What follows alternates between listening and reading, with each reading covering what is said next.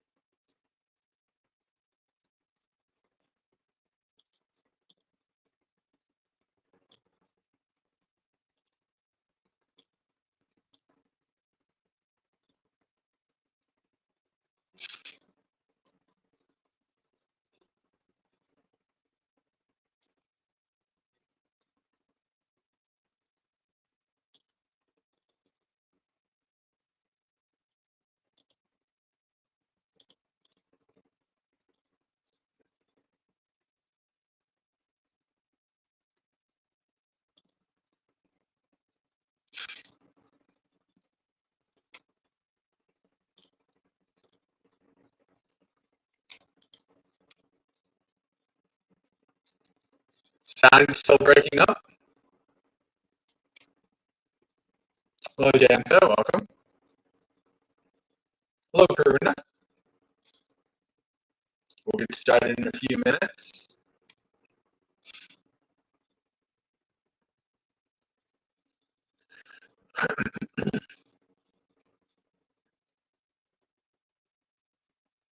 A bit choppy.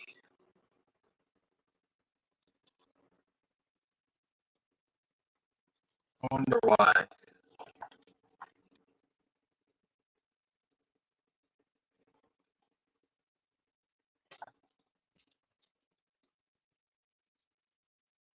Hello, Amit. Welcome. Amit, this is a name I'm not familiar with. Is this your first time joining us?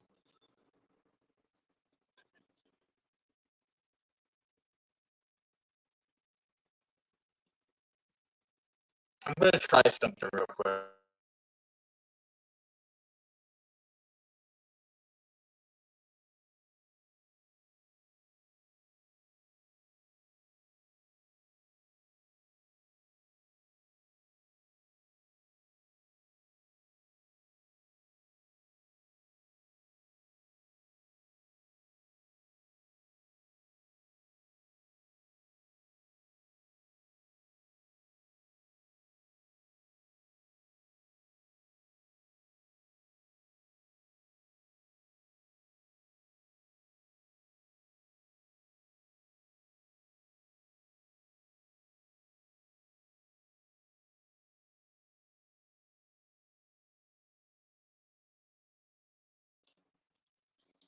Is this any better?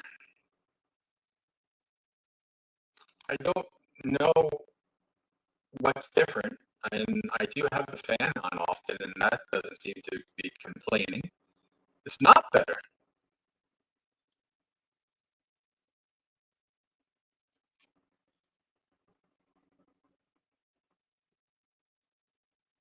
Let me see something. Mike?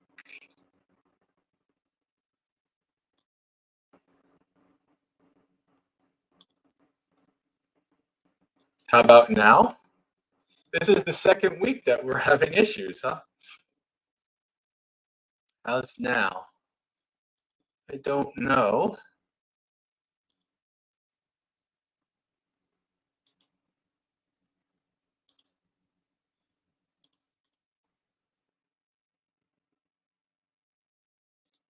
Well, in the morning, I use my phone. So honestly, I don't know why it would be choppy. I really don't.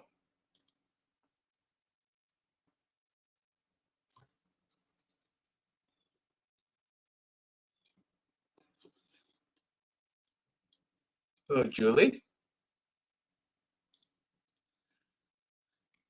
I don't think it's the camera.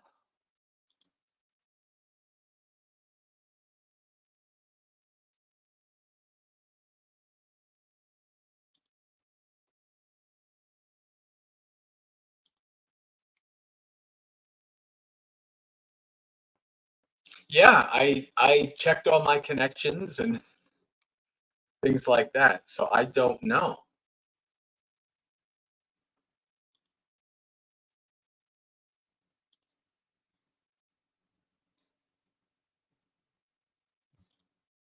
Let me see something here.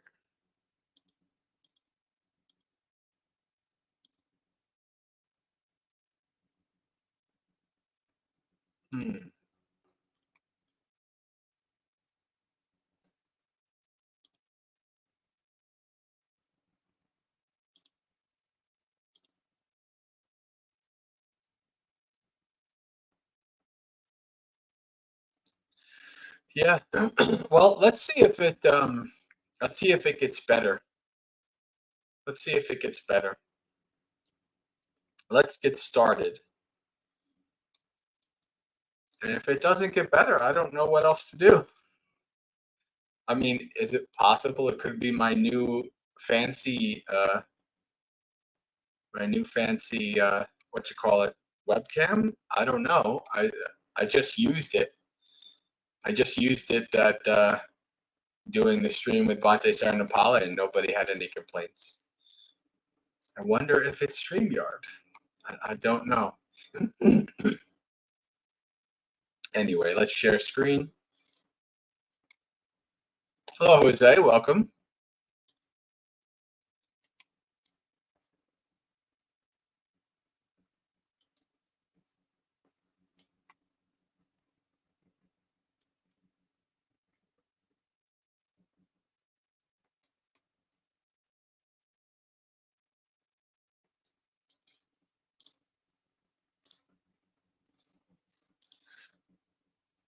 All right. So yes, do keep me informed as to if it's fixed or worse or continues to be the same.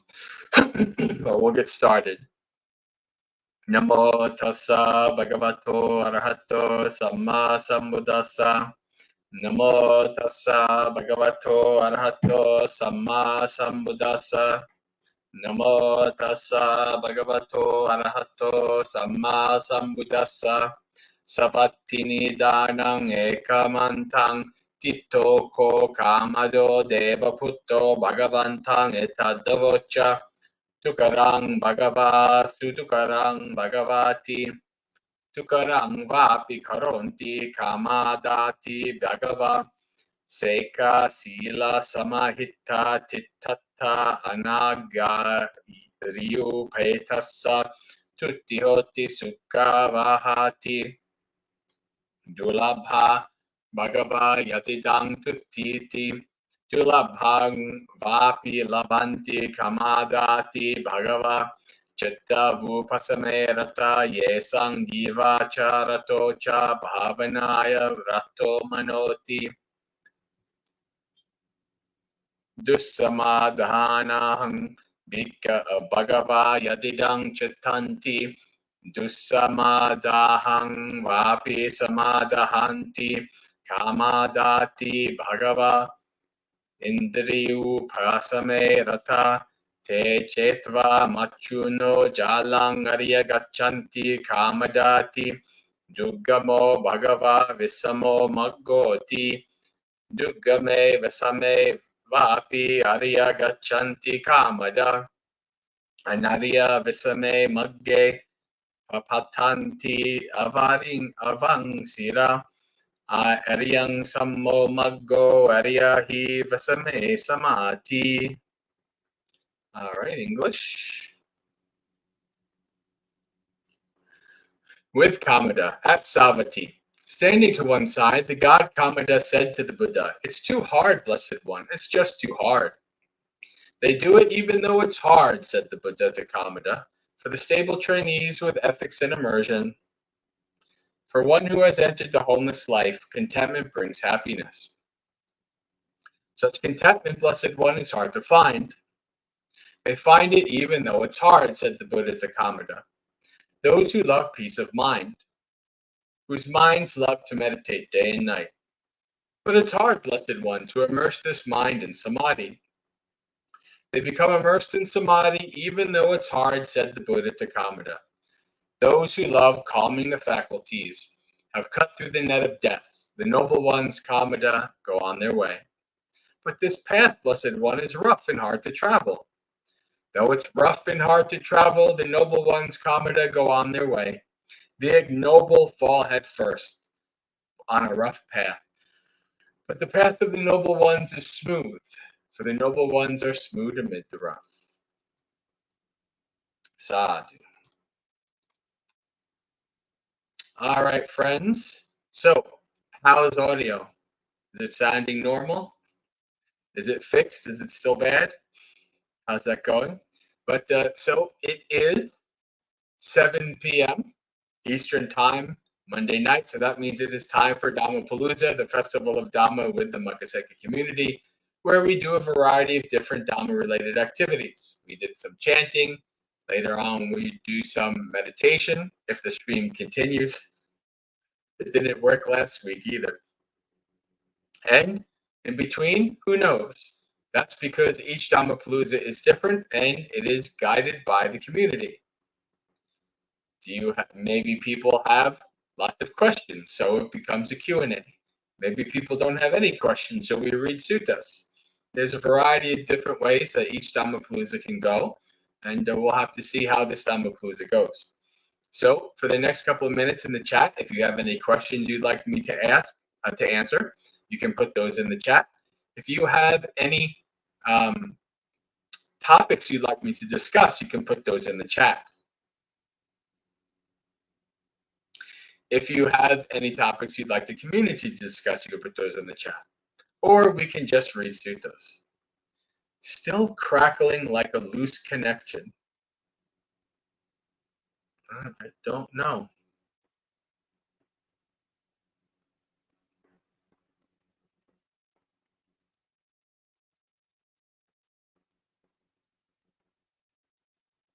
Yeah, I changed nothing from the stream that I was just on for an hour. So nothing has changed hardware-wise. I have no idea why all of a sudden I'm on StreamYard and now there are issues.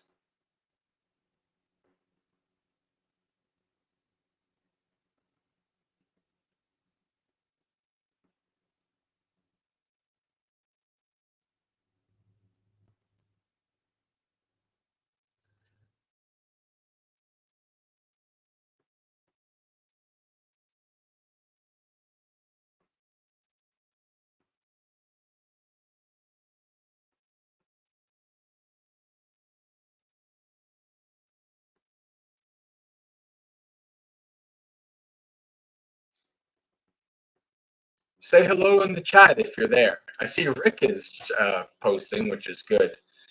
But if you are here with us, say hello in the chat.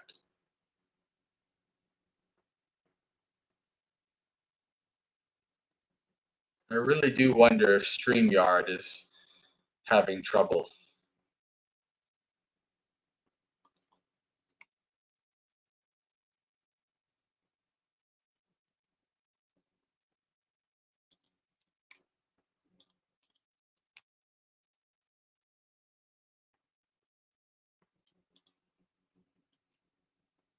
Camera, audio.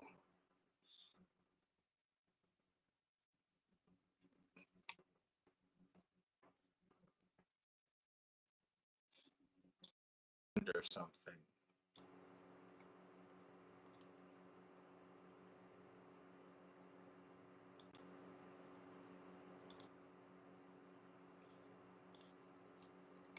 How about now?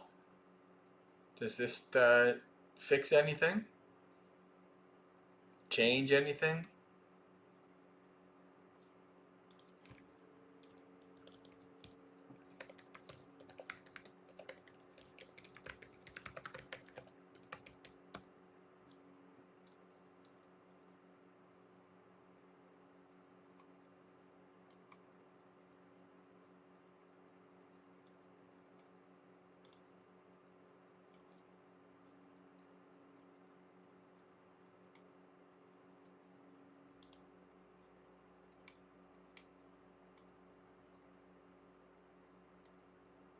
How about anybody else? Thank you, Karuna.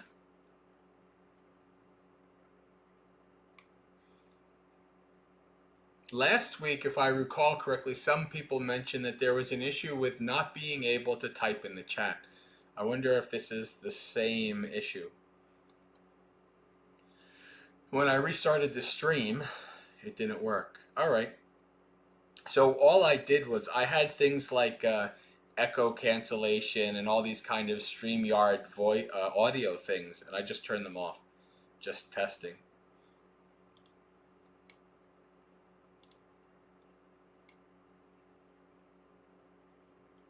So if that made a huge difference, that's good.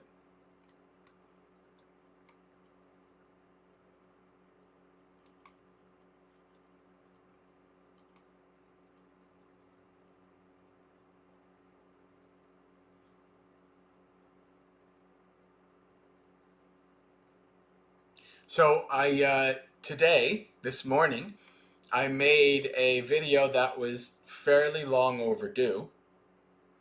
I made a video on the state of Maggasekha.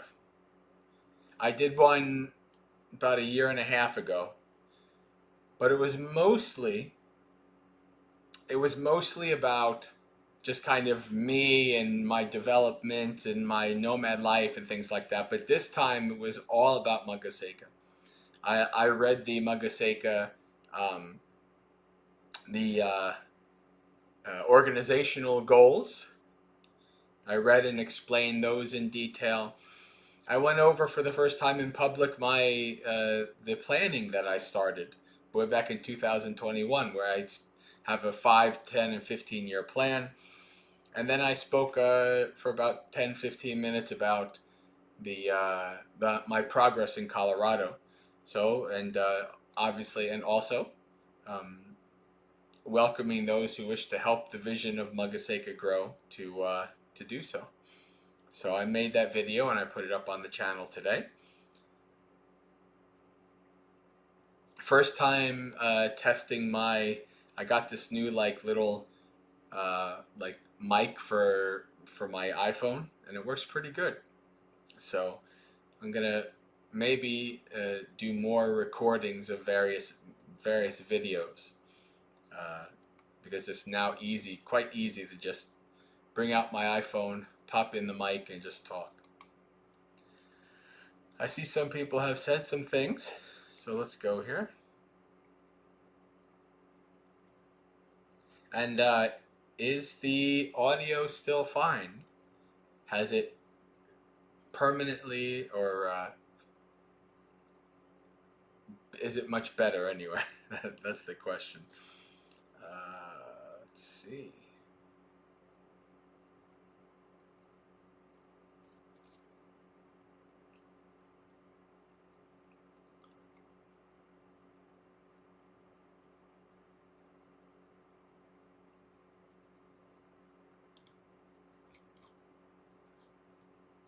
All right.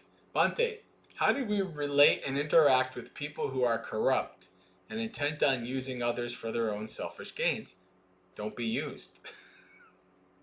Right? That's just like the Buddha wouldn't accept the gift of verbal abuse from the Brahmins. Have the confidence and the goodwill for yourself to not be used. Avoid these people. You can't fix them. You can't make the world devoid of people like this. You can only, make sure that you don't become a pawn for somebody else's selfish gain.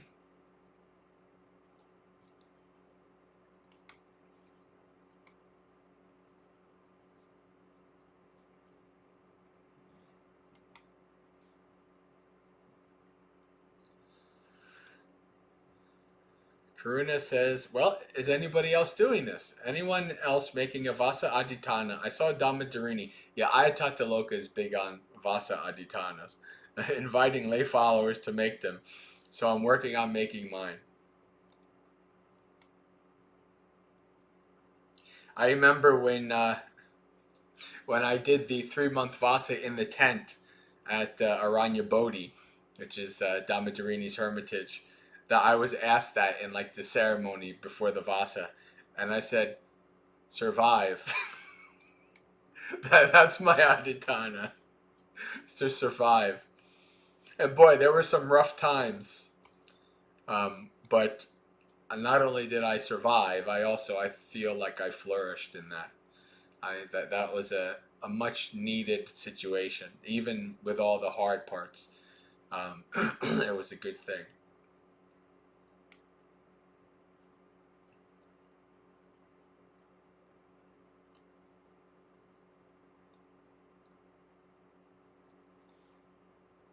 Julie, I might need some clarification here. So it's good for you, Karuna, but if I'm not mistaken, last week you were one of the only people that I saw in the chat. So some people might be immune to the issue. But Jose comes up with something. That's good. So Julie says, Bante, it's strange because I let my... Did I miss a... No. Because as I get more pure, I get strange reactions. Today, a stranger was flipping me off for stopping at a stop sign to let him cross. Any thoughts or ideas with what is happening? Is that really a strange reaction? I don't think that's a strange reaction. People do crazy things. It's their own, they're in their own world, they're in their own suffering, and they do crazy things. I remember years ago but this is when I was a layperson. I had a similar thing where I let a guy in traffic, pretty heavy traffic. I let a guy in front of me, and he was raising his hand, and I thought, oh, well, somebody raised him right. He's acknowledging that I did something good, and he raised his hand and gave me the middle finger, and I thought, well, maybe he's having a bad day, maybe he's having a bad life. Who knows? I don't need to take it personal. He doesn't know me. I'll never see him again. What does it matter? So it's not logical. Who says people are logical? Most people are quite illogical, actually. Having any kind of logic takes work.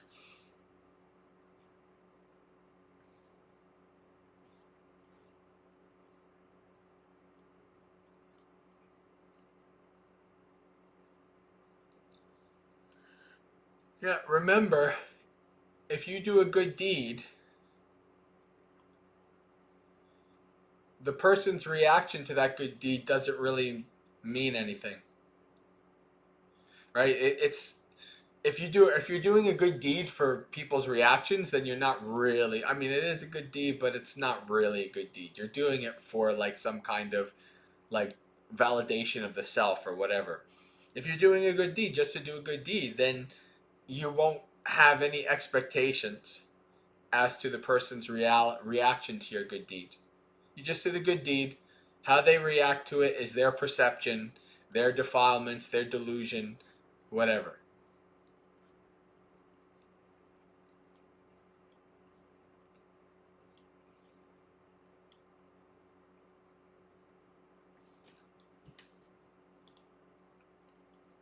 Jose says, if we do not know much about nirvana,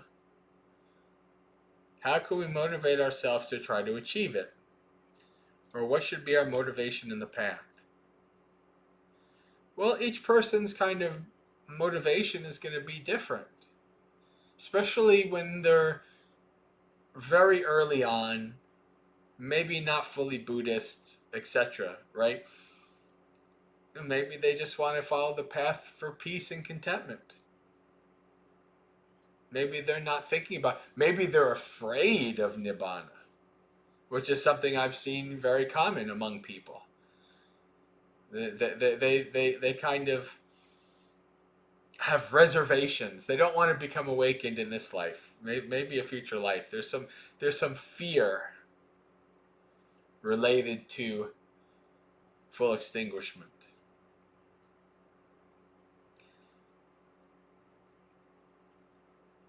So you find if you're not motivated, if you don't find any value in the path, you're just not going to follow it. You're just not going to do it. But as you gain wisdom and insight and peace and contentment, then you'll have more desire, more impetus to continue with the path.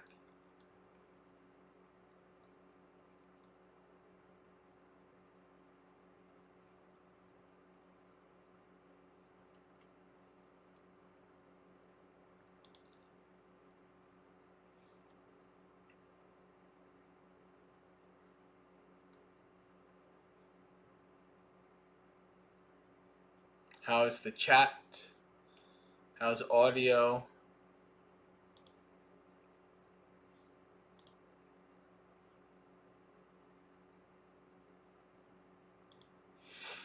Jose says, yes, I do it for the peace that it brings. Nirvana sounds too far away to even think of. Then don't bother. Then don't worry about it. Just practice. If you're following the Noble Eightfold Path, you will eventually become awakened. But, some future life you'll feel a bit more comfortable about Nibbana. And then you can go for it. Go for broke.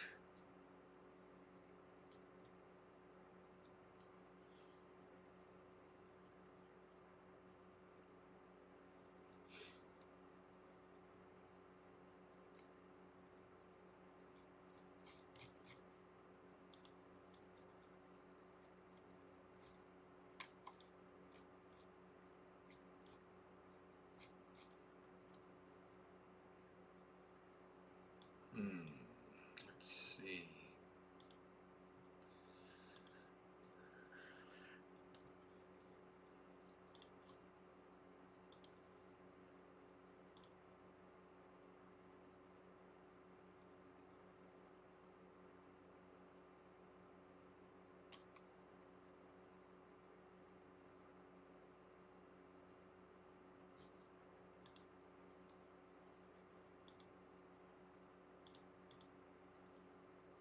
I think we can maybe read a sutta.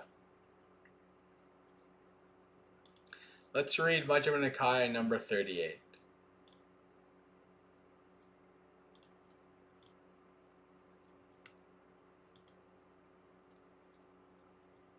The longer discourse on the ending of craving.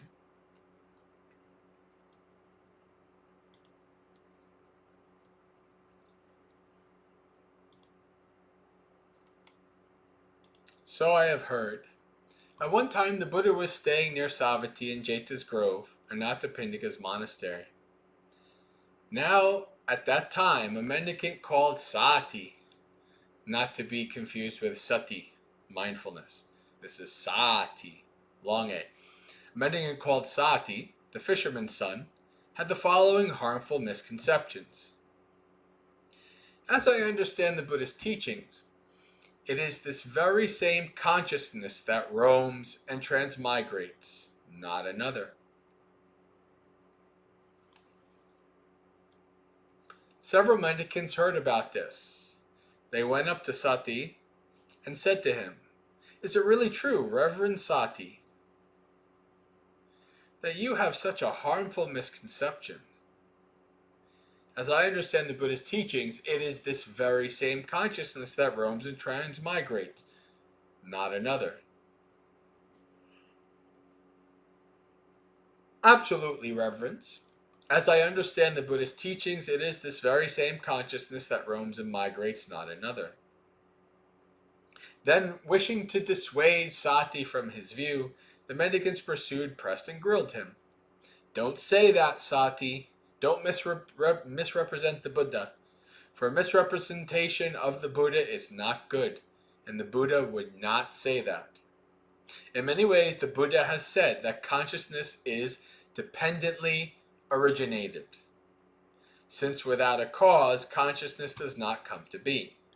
So what is this saying? This is this person's view is that the consciousness is nitya, not anicca. The consciousness is the same consciousness that goes from life to life, right? We're talking about we're talking about a kind of permanent soul here, and the monks are saying, nah, this is not what the Buddha said. It is not the same consciousness. Consciousness is dependently originated. So don't think it's the same consciousness that goes from life to life. This is not the case.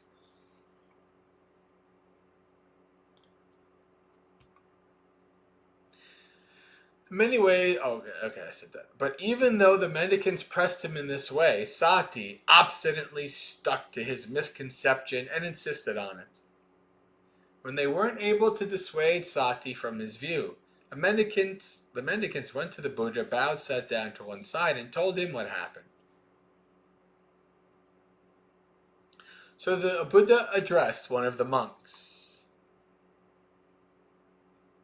Please, monk, in my name, tell the mendicant Sati that the teacher summons him. Let me see something real quick. Okay, no, a fisherman's son. All right, so he is a bhikkhu.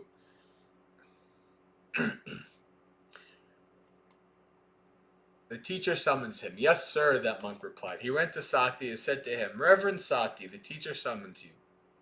Yes, Reverend. And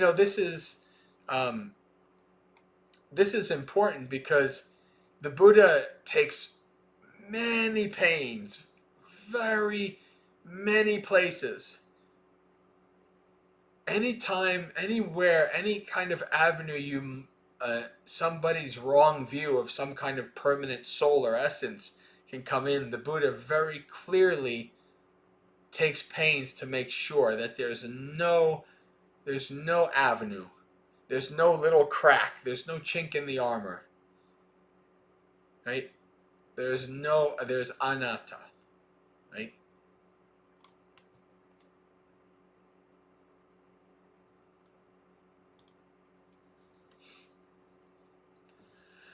Is it really true, Sati, that you have such a harmful misconception? As I understand the Buddhist teachings, it is this very same consciousness that roams and transmigrates, not another.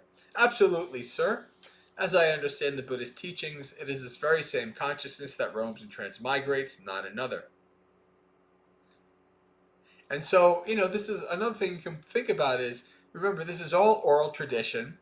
People are making contact with various other monks, and so they could, come across somebody who's really not wise and has wrong views and doesn't understand the teachings, and they tell the people, this is what the Buddha said. That's not what the Buddha said. This is why the Buddha is always very keen on making sure the record is clean, very clear. Right? So Buddha asked, Sati, what is consciousness? Sir, he is the speaker, the knower who experiences the results of good and bad deeds in all the different realms.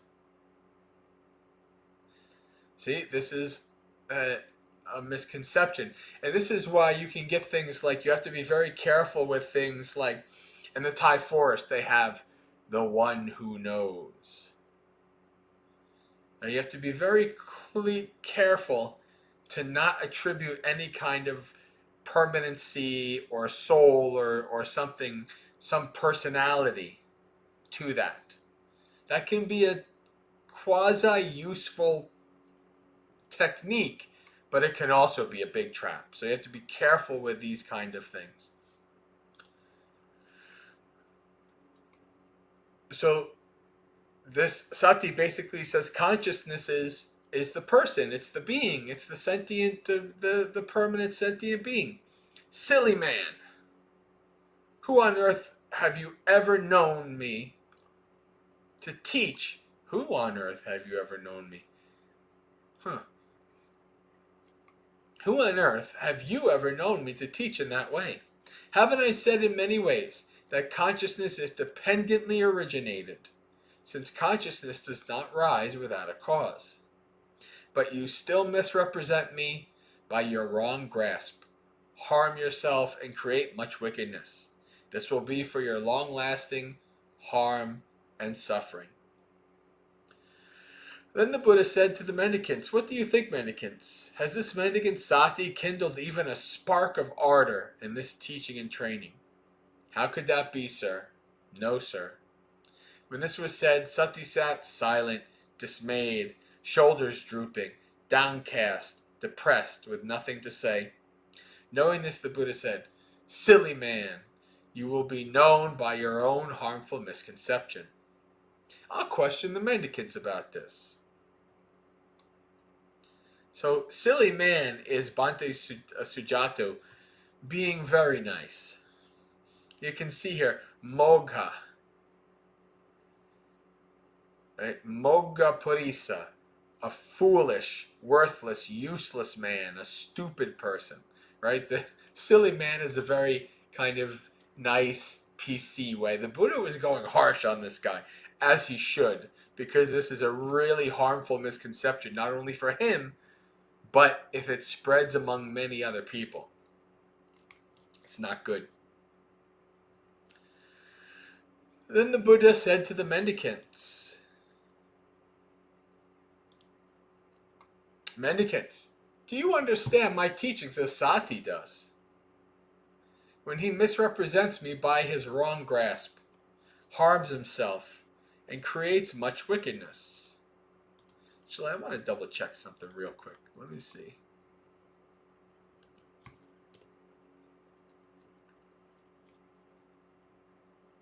Alright, I just wanted to see if Sati meant anything. It just says that it's the name of a monk.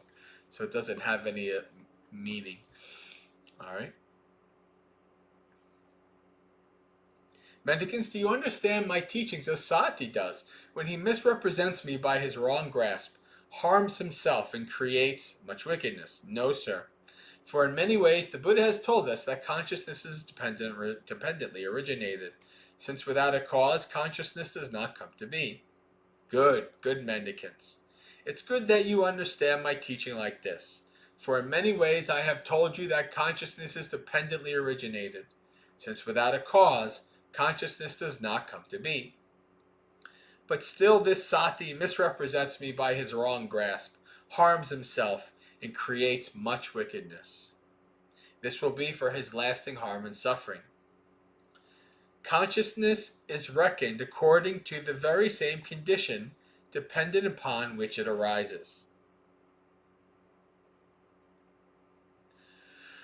So this is a very common definition. When the Buddha is asked what is consciousness, he always talks about consciousness within the framework of the six senses.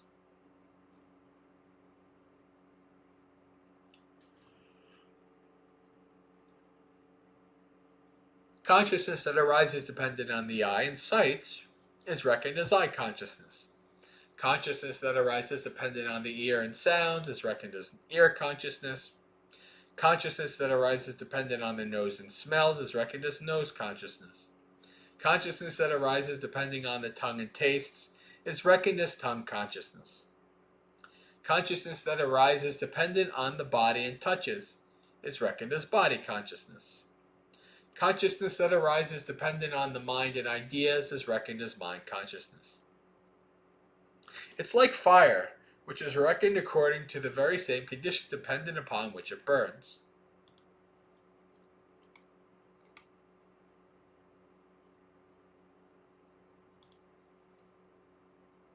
A fire that burns dependent on logs is reckoned as a log fire. A fire that burns dependent on twigs is reckoned as a twig fire. A fire that burns dependent on grass is reckoned as a grass fire. A fire that burns dependent on cow dung is reckoned as a cow dung fire. A fire that burns dependent on husks is reckoned as a husk fire. A fire that burns dependent on rubbish is reckoned as a rubbish fire. In the same way, consciousness is reckoned according to the very same condition upon which it arises. Mendicants, do you see that this has come to be? Yes, sir. Do you see that it is originated with that fuel? Yes, sir. Do you see that when that fuel ceases, what has come to be is liable to cease? Yes, sir. So what is he saying? Consciousness is dependent on fuel, and when that fuel ceases, consciousness ceases. Right? Don't think that this same consciousness that you have now is the same one that arises when you are reborn. This is not the case. Yes, sir. Does doubt arise when you're uncertain whether or not this has come to be? Yes, sir. Does doubt arise when you're uncertain whether or not this has originated with that fuel? Yes, sir.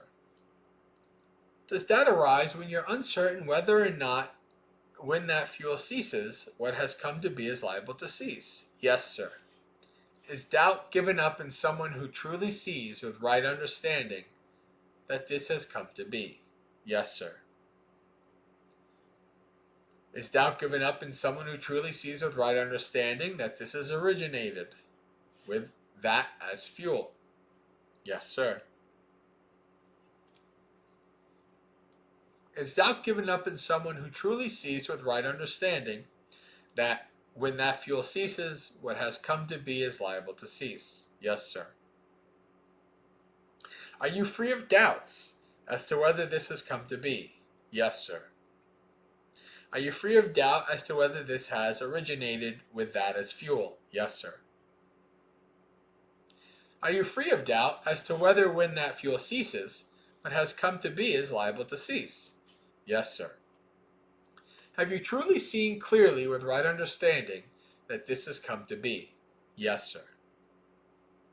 Have you truly seen clearly with right understanding that this has originated with that as fuel? Yes, sir. Have you truly seen clearly that with right understanding that when fuel ceases, what has come to be is liable to cease? Yes, sir. Pure and bright as this view is, mendicants, if you cherish it, fancy it, treasure it, and treat it as your own, would you be understanding my simile of the teaching as a raft, for crossing over, not for holding on? No, sir. Pure and bright as this view is, mendicants, if you don't cherish it, fancy it, treasure it, and treat it as your own, would you be understanding my simile of the teaching as a raft, for crossing over, not for holding on? Yes, sir. Mendicants, there are these four fuels that maintain sentient beings, that have been born and help those that are about to be born. What for? Solid food, whether solid or subtle. Contact is the second, mental intention is the third, and consciousness is the fourth.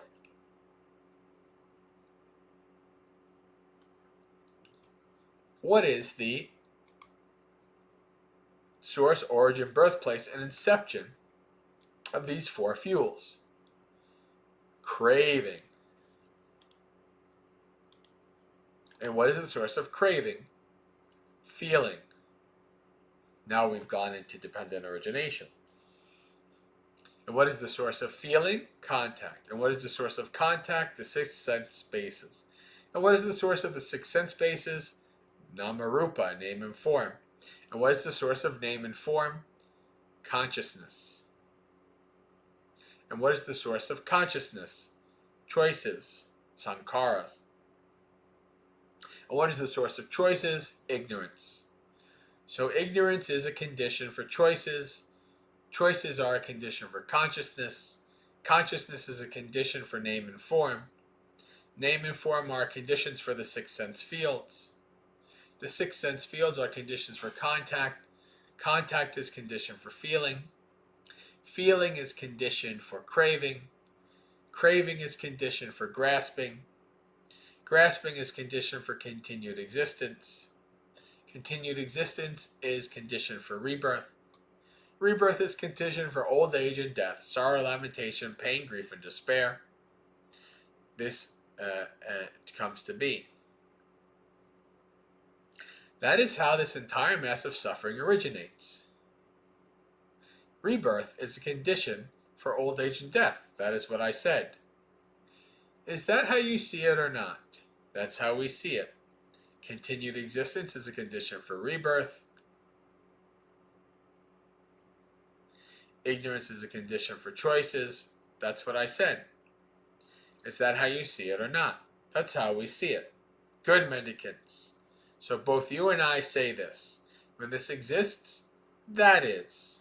So remember what I always say. When this arises, that arises. When that ceases, that ceases. That is the core mechanism of dependent origination, of conditionality. When this exists, that is, due to the arising of this, that arises.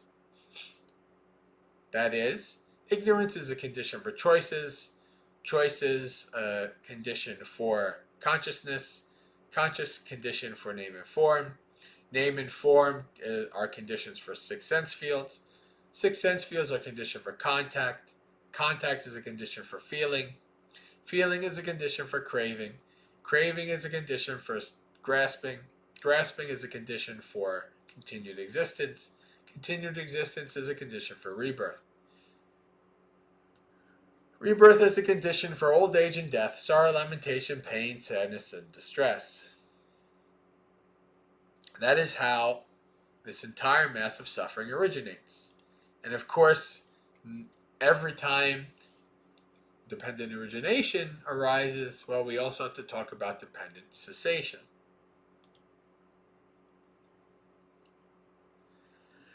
When ignorance fades away and ceases with nothing left over, choices ceases. When choices cease, consciousness ceases. When consciousness ceases, name and form cease. When name and form cease, the six sense fields cease. When the six sense fields cease, contact ceases. When contact ceases, feeling ceases. When feeling ceases, craving ceases. When craving ceases, grasping ceases. When grasping ceases, continued existence ceases. When continued existence ceases, rebirth ceases.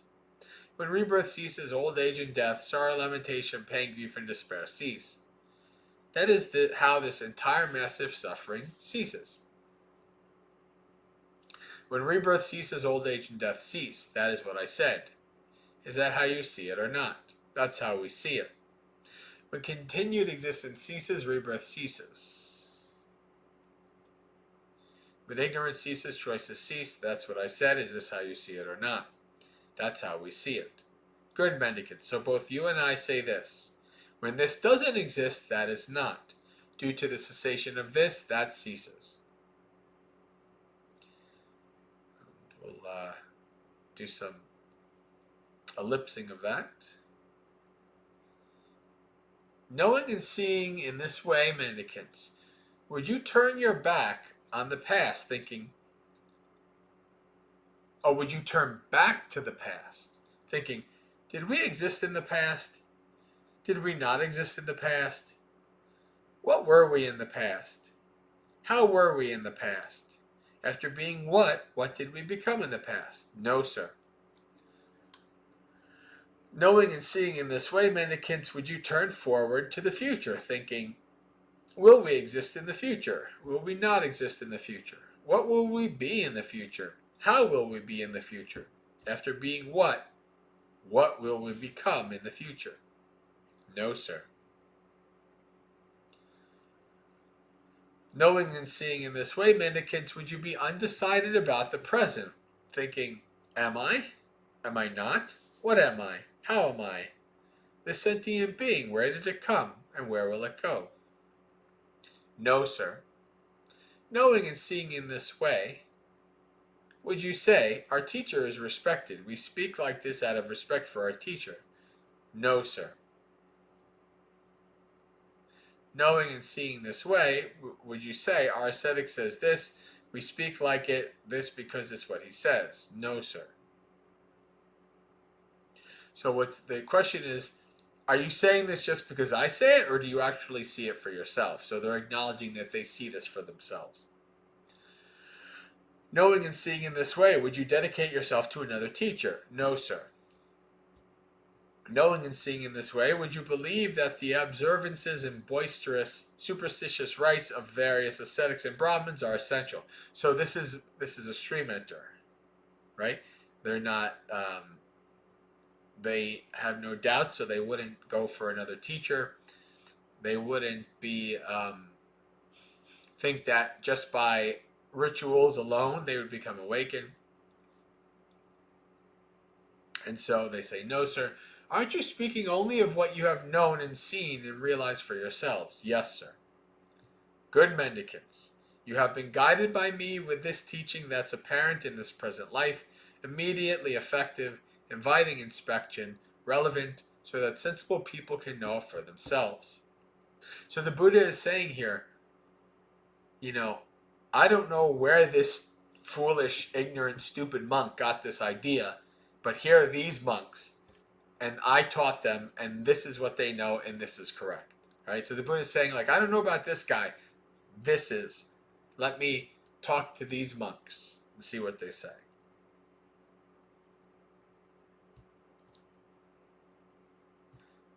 For when I said that this teaching is apparent in the present life, immediately effective, inviting inspection, relevant, so that sensible people can know for themselves, this is what I was referring to.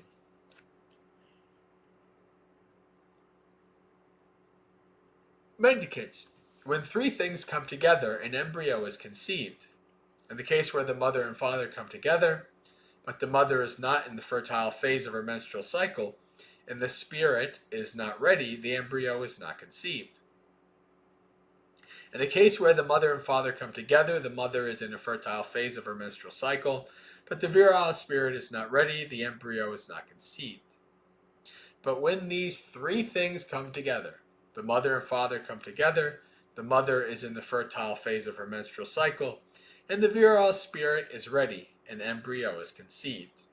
The mother nurtures the embryo in her womb for 9 or 10 months, at great risk to her heavy burden. When 9 or 10 months have passed, the mother gives birth at great risk to her heavy burden. When the infant is born, she nourishes it with her own blood, for mother's milk is regarded as blood in the training of the noble one.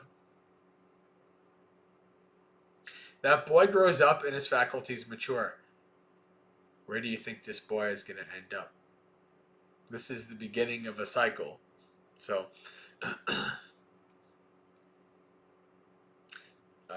he accordingly plays childish games, such as toy plows, tip cat, somersaults, pinwheels, toy measures, toy carts, and toy bows.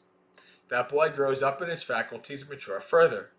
He accordingly amuses himself, supplied and provided with the 5 kinds of sensual stimulation.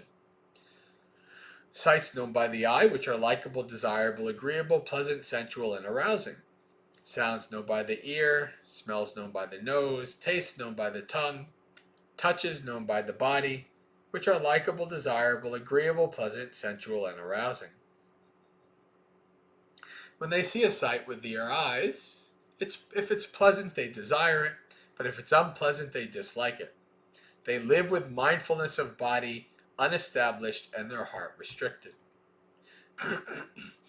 And they don't truly understand the freedom of heart and freedom by wisdom, where those arisen bad unskillful qualities cease without anything left over.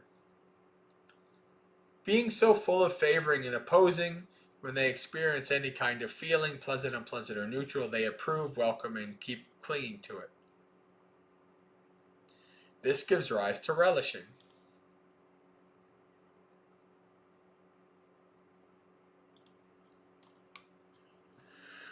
Relishing feelings is grasping.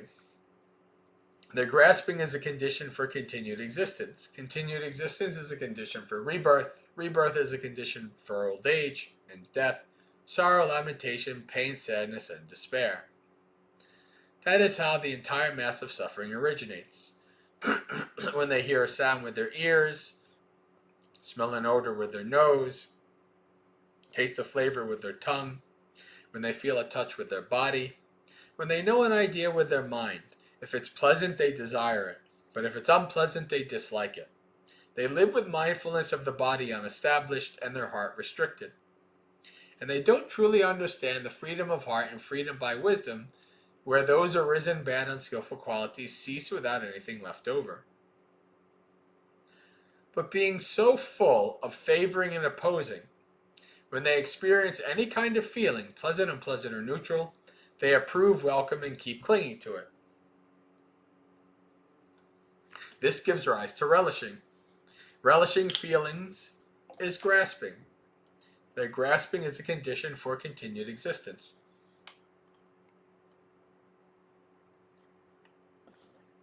Continued existence is a condition for rebirth. Rebirth is a condition for old age and death, sorrow, lamentation, pain, sadness, and distress that come to be. That is how this entire mass of suffering originates. But consider when a realized one is in the world, perfected, fully awakened Buddha, accomplished in knowledge and conduct, holy knower of the world, supreme guide for those who wish to train, teacher of gods and humans, awakened and blessed. He has realized with his own insight this world with its gods, Maras, and Brahmas, this population with its ascetics and Brahmins, gods and humans, and he makes it known to others. He proclaims a teaching that is good in the beginning, good in the middle, and good in the end, with the right meaning and phrasing. He reveals an entirely full and pure spiritual life. A householder hears that teaching, or a householder's child, or someone reborn in a good family, they gain faith in the realized one and reflect. Life at home is cramped and dirty. Life gone forth is wide open. It's not easy for someone living at home to lead the spiritual life utterly full and pure, like a polished shell. Why don't I shave off my hair and beard, dress in ochre robes, and go forth from lay life to homelessness? After some time, they give up a large or small fortune and a large or small family circle. They shave off their hair and beard, dress in ochre robes, and go forth from the lay life to homelessness. Once they've gone forth, they take up the training and livelihood of the mendicants. They give up killing living creatures, renouncing the rod and the sword. They're scrupulous and kind, living full of sympathy for all living beings. They give up stealing. They take only what's given and expect only what's given. They keep themselves clean by not thieving. They give up unchastity. They are celibate, set apart, avoiding the vulgar act of sex. They give up lying. They speak the truth and stick to the truth. They're honest and trustworthy and don't trick the world with their words. They give up divisive speech. They don't repeat in one place what they heard in another so as to divide people against each other. Instead, they reconcile those who are divided, supporting unity, delighting in harmony, loving harmony, speaking words that promote harmony. They give up harsh speech. They speak in a way that's mellow, pleasing to the ear, lovely, going to the heart, polite, likable, agreeable to the people.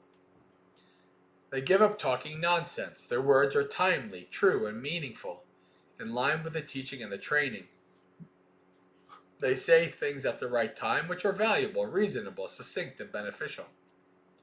They avoid injuring plants and seeds. They eat in one part of the day, abstaining from eating at night and food at the wrong time. They avoid seeing shows of dancing, singing, and music. They avoid beautifying and adorning themselves with garlands, perfumes, and makeup. They avoid high and luxurious beds. They avoid receiving gold and money, raw grains, raw meat, women and girls, male and female slaves, goats and sheep, chicken and pigs, elephants, cows, horses, and mares, and fields and land. They avoid running errands and messages, bullying and buying and selling, falsifying weights, metals, or measures, bribery, fraud, cheating, and duplicity, mutilation, murder, abduction, banditry, plunder, and violence. They're content with robes to look after the body and alms food to look after the belly. Wherever they go, they set out taking all of these things. They're like a bird. Wherever it flies, wings are its only burden. In the same way, a mendicant is content with robes to look after the body and alms food to look after the belly. Wherever they go, they set out taking only these things. When they have this entire spectrum of noble ethics, they experience a blameless happiness inside themselves. When they see a sight with their eyes, they don't get caught up in its features and details. So we've gone from sila, right? Virtue and morality, ethics. Now we're going into samadhi a little bit. We're doing sense restraint. They don't get caught up in features and details. If the faculty of sight were left unrestrained, bad, unskillful qualities of covetousness and displeasure would become overwhelming. For this reason, they practice restraint, protecting the faculty of sight. When they hear a sound with their ears, smell an odor with their nose, taste a flavor with their tongue, feel a touch with their body. When they know an idea with their mind, they don't get caught up in features and details. If these were left unrestrained, unskillful qualities would arise. When they have this noble sense restraint, they experience an unsullied bliss inside themselves.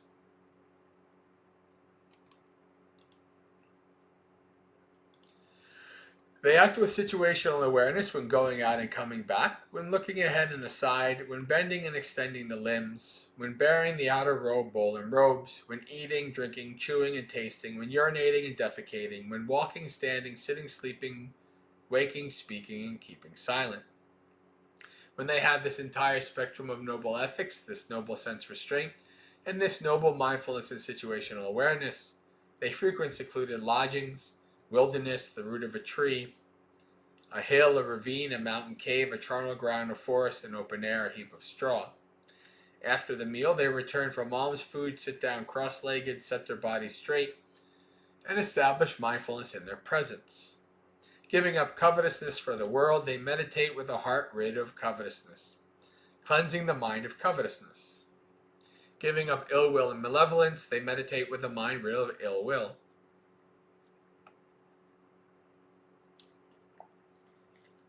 Full of sympathy for all living beings, cleansing the mind of ill will. Giving up dullness and drowsiness, they meditate with a mind rid of dullness and drowsiness, perceiving light, mindful and aware, cleansing the mind of dullness and drowsiness. Giving up restlessness and remorse, they meditate without restlessness, their mind peaceful inside, cleansing the mind of restlessness and remorse. Giving up doubt, they meditate having gone beyond doubt, not undecided about skillful qualities, cleansing the mind of doubt. They give up these 5 hindrances, corruptions of the heart that weaken the wisdom. Then, quite secluded from sensual pleasures, secluded from unskillful qualities, they enter and remain in the first jhana, which has the rapture and bliss born of seclusion while placing the mind and keeping it connected. Furthermore, as the placing of the mind and keeping connected are stilled, the mendicant remains in the second jhana, third jhana, fourth jhana. When they see a sight with their eyes, if it's pleasant, they don't desire it. If it's unpleasant, they don't dislike it. They live with mindfulness of the body established and a limitless heart. And they truly understand the freedom of heart and freedom by wisdom, where those arisen bad unskillful qualities cease without anything left over. Having given up favoring and opposing, when they experience any kind of feeling, pleasant, unpleasant, or neutral, they don't approve, welcome, or cling, or keep clinging to it. As a result, relishing of feeling ceases. And we're back to dependent origination. When relishing ceases, grasping ceases. When grasping ceases, continued existence ceases. When continued existence ceases, rebirth ceases. When rebirth ceases, old age, death, sorrow, lamentation, pain, grief, and despair cease. That is how this entire mass of suffering ceases. When they hear a sound with the ears, smell an odor with the nose, taste a flavor with their tongue, feel a touch with their body, when they know a idea with their mind, if it's pleasant, they don't desire it, and if it's unpleasant, they don't dislike it. They live with mindfulness of the body established and a limitless heart. And they truly understand the freedom of heart and freedom by wisdom, where those arisen bad unskillful qualities cease without anything left over. Having given up favoring and opposing, when they experience any kind of feeling, pleasant, unpleasant, or neutral, they don't approve, welcome, or cling to it. As a result, relishing of feeling ceases. When relishing ceases, grasping ceases. When grasping ceases, continued existence ceases. When continued existence ceases, rebirth ceases. When rebirth ceases, old age and death, sorrow, lamentation, pain, grief, and despair cease. That is how this entire mass of suffering ceases. Mendicants, you should memorize this brief statement on freedom through the ending of Craving. But the mendicant Sati, the fisherman's son, is caught in a vast net of craving, a tangle of craving. This is what the Buddha said. Satisfied, the mendicants approved what the Buddha said.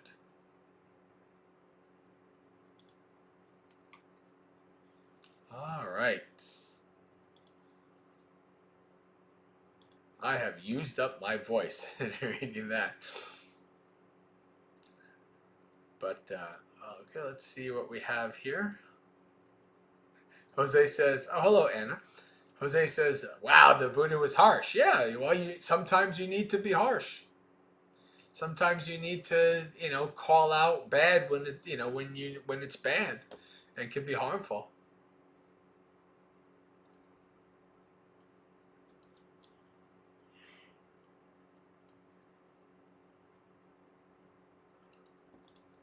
Yeah, I would say this.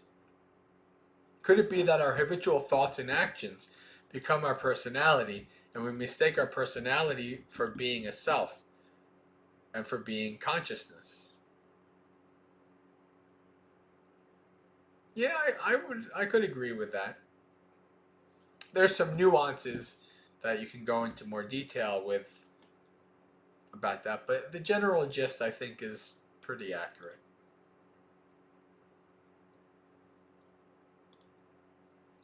Bhante, it seems tricky because liking and disliking is tied to craving.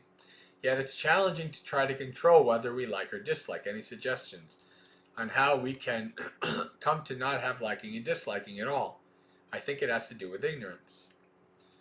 You can't force yourself to like or not or dislike, right? You can't force yourself to not do that. It is your normal, habitual, underlying habit, tendency that you like pleasant feelings and you don't like unpleasant feelings. This is the ingrained habitual tendency. If you try by force of will to stop that, you're not going to stop it, at least not for long. The only way you stop the grasping is by doing the practice, fully understanding craving, tanha, fully understanding dukkha.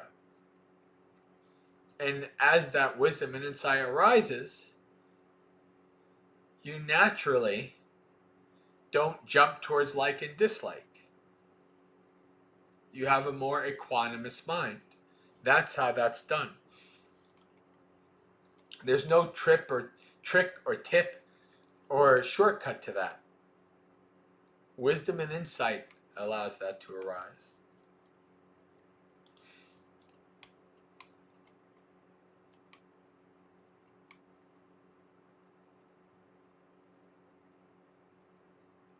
Well, the Buddha says you should memorize this brief statement. Does he mean this whole sutta?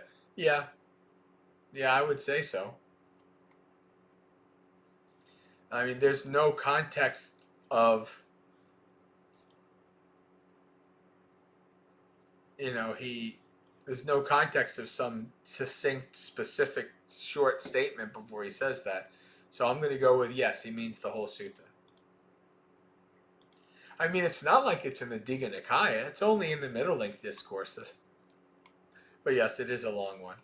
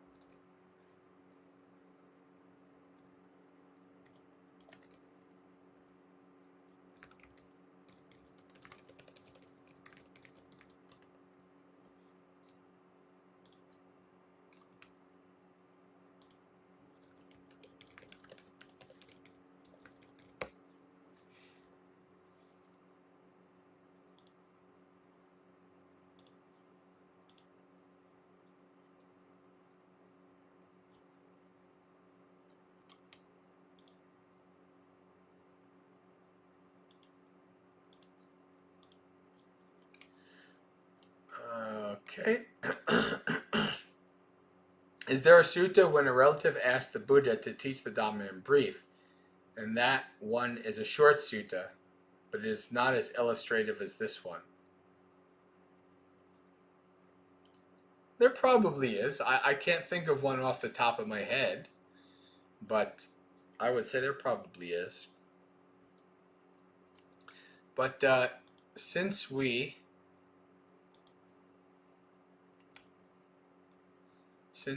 have come to the end of most questions and such, I think now might be a good time to do our meditation for a little bit. I think we'll do a short meditation and it'll be unguided so I can rest my voice, and we'll see where that goes.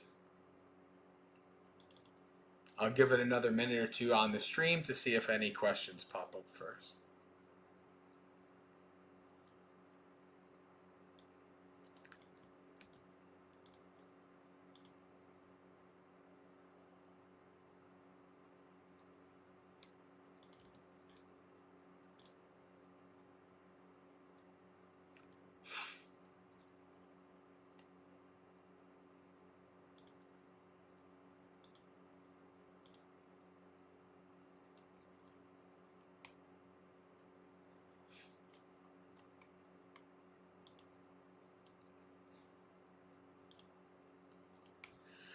All right, let's meditate for a little bit.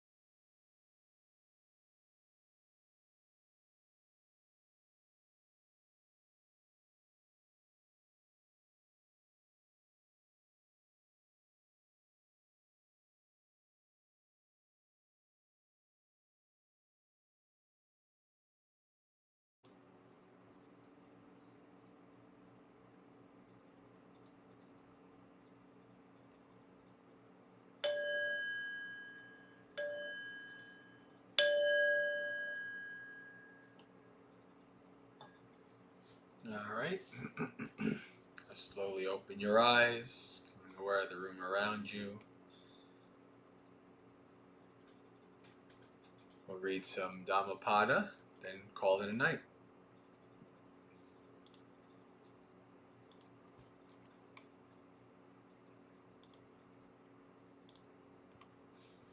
The wise.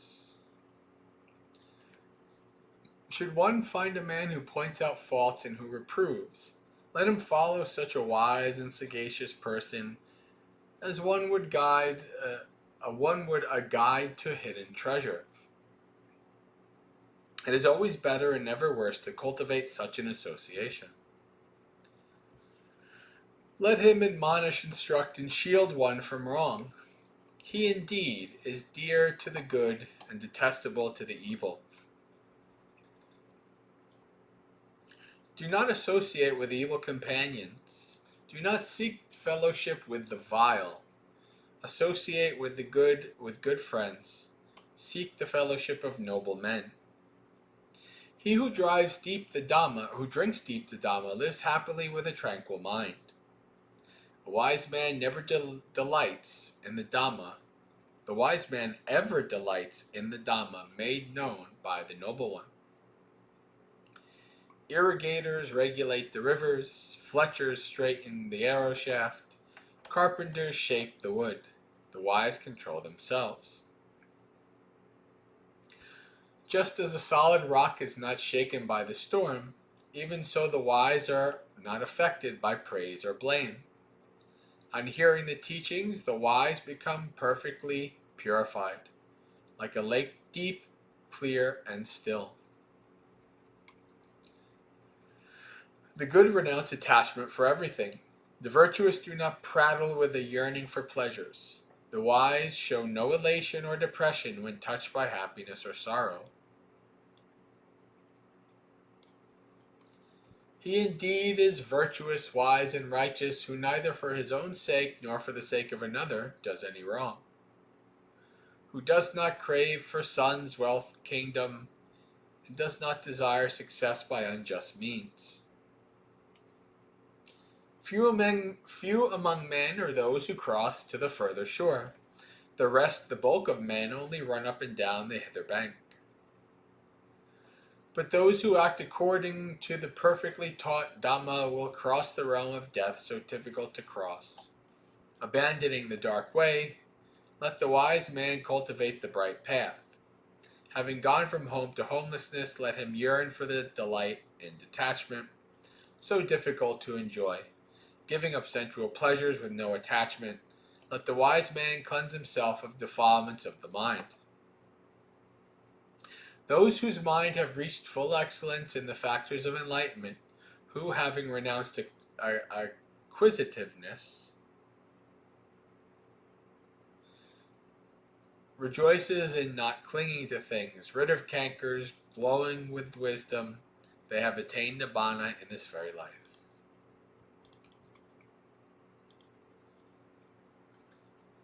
Hello, Gregory. Goodbye, Gregory. All right, friends. So now we can do final business and share merits. So if you are joining for the first time and you'd like to learn more about myself and various activities that we do and the organization Maggasekha that we are developing, you can go to the website listed on the screen, maggasekha.org, maggasekha.org. This is my one-stop shop headquarters for everything Bhante J and Maggasekha. Anytime new retreat comes up, we have a retreat this weekend coming up. Anytime there's a new article, a new video, new news of any kind, it is posted there. You can also find links to various social medias and etc. So you can find out all the information you need, and in the top right you can even put your email in, and that will subscribe you so that anytime I post something new, you will get an email notification. So let's share merit.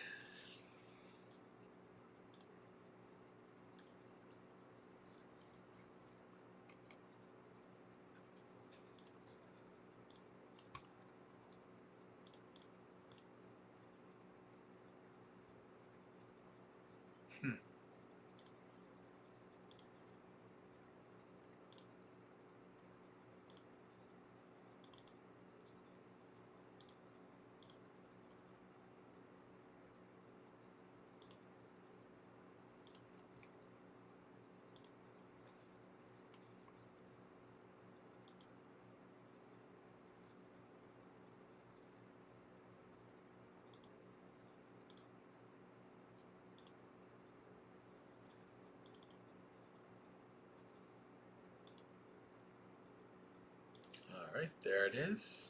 It's having a little trouble sharing there for a second.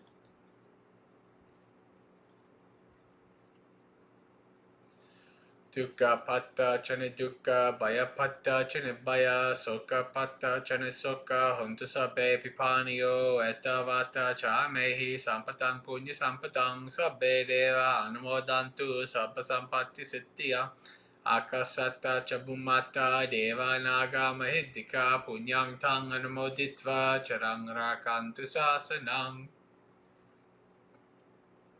May the suffering ones be suffering free, and the fear-struck fearless be.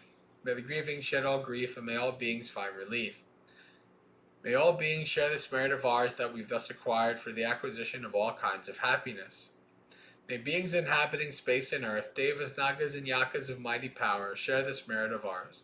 May the long-protected Buddha's dispensation. Sadhu, sadhu, sadhu.